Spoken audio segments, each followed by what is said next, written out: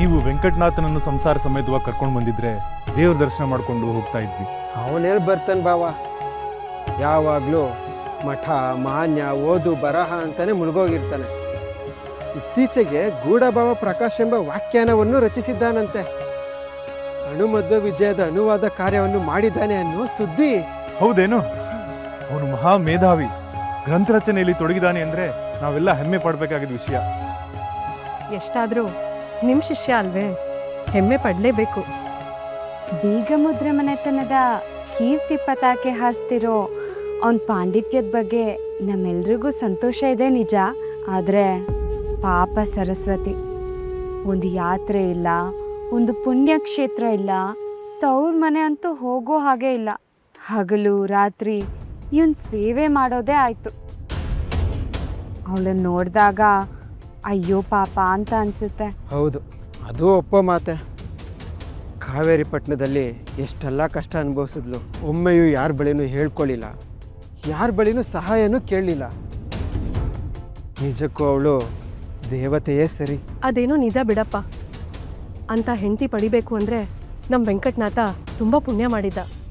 ಆಚಾರ್ಯರೇ, ವೀಣೆ ತಿಮ್ಮಣ್ಣ ಭಟ್ರ ಮಗ ವೆಂಕಟನಾಥಾಚಾರ್ಯರಿಗೆ ಸನ್ಯಾಸ ದೀಕ್ಷೆ ಕಾರ್ಯಕ್ರಮ ನಡೀತಾ ಇದೆ ಅರಮನೆಯಲ್ಲಿ.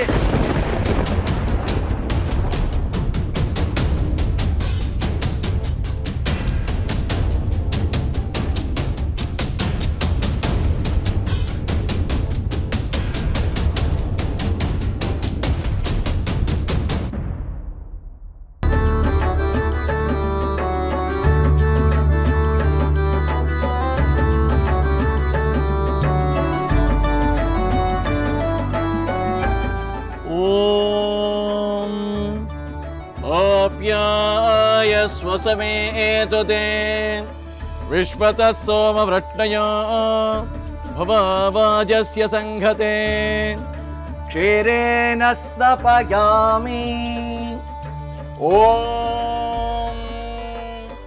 दधिक्रोणो अकार्यचं जट्नोरश्वस्य वाजिनः आयोगं चेतारशत् घृतं मे मिक्षे घृतमस्य योनिः घृतेशितो घृतमस्य धाम अनुष्यकमहमाधयस्य स्वाहा घृतो वृषभवक्षिहव्यम्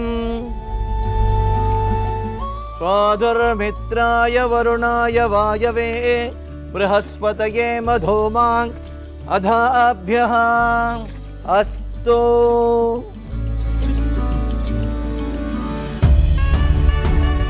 सहस्रशीर्ष पुरुष सहस्राक्ष सहस्रपाद सभूमिं विश्वतो वृत्वात्यादट्टदशाङ्गुलं पुरुष एवेदकं सर्वं यद्भूतं यच्चव्यम् उत मृदत्वस्येषानो यदन्नेन देहनाको महिमानः सजन्द यत्र पूर्वे सात्यासन्त देवाः सु।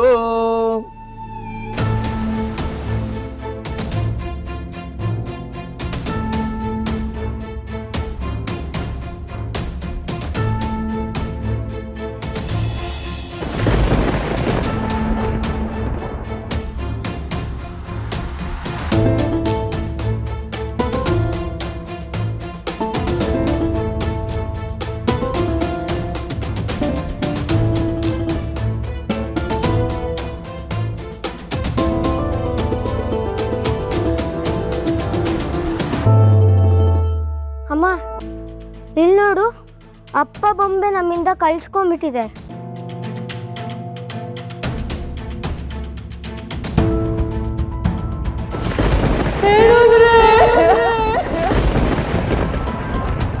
ಜೋರ ಗಾಳಿ ಬೀಸ್ತು ಅನ್ಸತ್ತೆ, ಅದಕ್ಕೆ ಗೊಂಬೆ ಕಳ್ಸ್ಕೊಂಡ್ಬಿಟ್ಟಿದೆ. ಹೌದಪ್ಪ, ನಮ್ಮ ಜೀವನದಲ್ಲಿ ಬೀಸಿದ ಬಿರುಗಾಳಿ ನಿಮ್ಮ ತಂದೆನ ನಮ್ಮಿಂದ ದೂರ ಮಾಡಿಬಿಡ್ತು.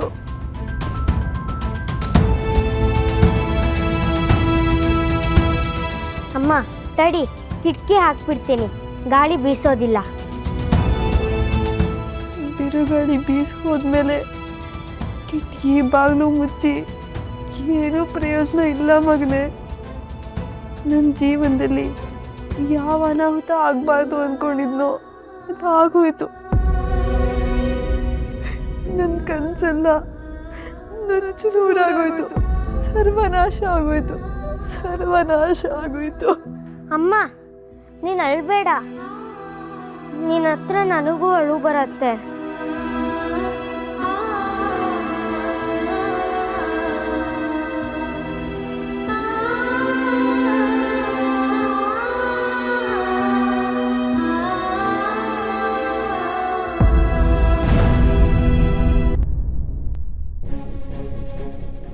ಇದ್ಯಾಕೆ ಗುರುಗಳೇ ಒಂಟಿ ಬಿಟ್ಟು ಸುಂಟ್ರು ಗಾಳಿ ಥರ ತಲೆ ಮೇಲೆ ಕೈ ಹೊತ್ಕೊಂಡು ಮರದ ಕೆಳಗೆ ಒಬ್ಬರೇ ಕೂತಿದ್ದೀರಾ? ಮಠದಲ್ಲಿ ಬಾಳೆಹಣ್ಣು ತುಪ್ಪ ಅಂದರೆ ಬಾಯಿ ಬಾಯಿ ಬಿಡ್ತಾ ಇದ್ರಿ. ಇಲ್ಲಿ ಬಗೆ ಬಗೆಯ ಭಕ್ಷ್ಯ ಭೋಜನಗಳು ಸಿದ್ಧವಾಗಿದೆ, ಬಾಯಲ್ಲಿ ನೀರು ಉರಿಸ್ತಾ ಇದೆ. ನೀವು ನೋಡಿದ್ರೆ ಏಕಾದಶಿ ವ್ರತ ಹಿಡ್ದವ್ರಾಗಿ ಕೂತಿದ್ದೀರಲ್ಲ. ಅಯ್ಯೋ ಏನೋ ಗೊತ್ತಿಲ್ಲ ಗೋವಿಂದ, ಏನೇ ನೋಡಿದ್ರು ವಾಂತಿ ಬರೋ ಥರ ಆಗ್ತಾ ಇದೆ. ಊಟ ನೋಡಿದರೆ ವಾಂತಿ ಬರೋದು ಬಸ್ರಿಯರ ಸಮಸ್ಯೆ.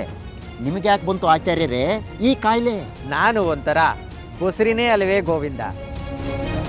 ಪೀಠಾಧಿಪತಿಯಾಗೋ ಆಸೆಯನ್ನು ಕೂಸು ಹೊತ್ತು ವರ್ಷಾನುಗಟ್ಲೆ ಕಾದಿದ್ದೇ ಬಂತು. ಓಹೋ, ಹಾಗಾದರೆ ಇದು ಗಜಗರ್ಭ.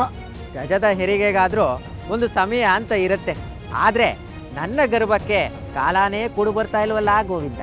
ಕಾಲ ಕೂಡಿ ಬರುತ್ತೋ ಇಲ್ಲ ಹುಸಿ ಗರ್ಭ ಆಗಿ ಟುಸ್ ಅಂದ್ಬಿಡುತ್ತೋ ನನಗೆ ಯಾಕೋ ಅನುಮಾನ ಗುರುಗಳೇ. ನನಗೂ ಅಷ್ಟೇ. ಈ ವೆಂಕಟನಾಥ ಮದುವೆ ಆಗ್ತಾ ಇದ್ದಾನೆ ಅಂದಾಗ ನನ್ನ ಆಸೆಯ ಕೂಸು ಆರೋಗ್ಯವಾಗೇ ಹೊರಗೆ ಬರುತ್ತೆ ಅನ್ಕೊಂಡಿದ್ದೆ.